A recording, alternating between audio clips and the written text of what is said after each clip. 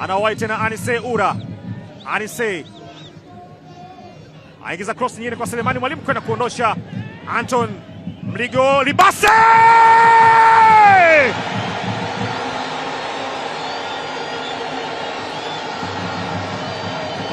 hana kingine cha kufanya, yeye ni mmoja tu. Libase Gay, bao lake la 4 msimu huu kwenye eneo zuri, anakamilisha kazi ambayo Simba wanaifanya, akiwa huru kuweza kukamilisha ule mpira. Haukutolewa ukatoka, Anise Ura kauwai, akachekecha mpira ambao ukaondoshwa, haukwenda mbali kwa Anthony Mligo. Libase akakamilisha kuweka mpira ndani ya net. Yenye tena kwenda kuondosha Ura. Anise Ura. Anise Ura!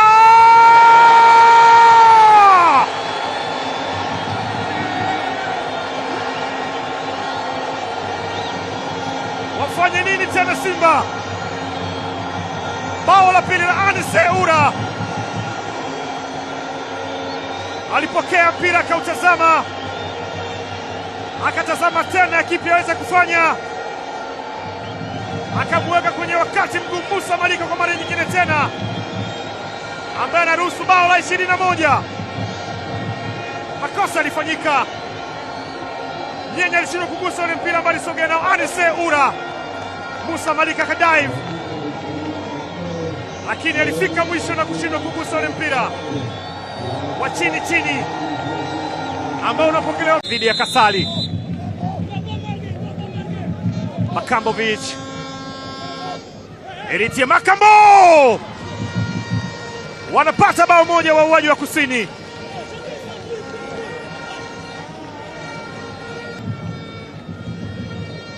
Mpira ambao ulidunda na kugonga kwenye mkono wa Yusuf Kagoma. Ni mkojo wa penalty ambao unatumiwa vyema kabisa na Namungo kuandika bao. Akienda upande mwingine Jibrila Kasali ameipiga katikati katika eneo ambalo analazimisha mwenyewe. Elimpanzu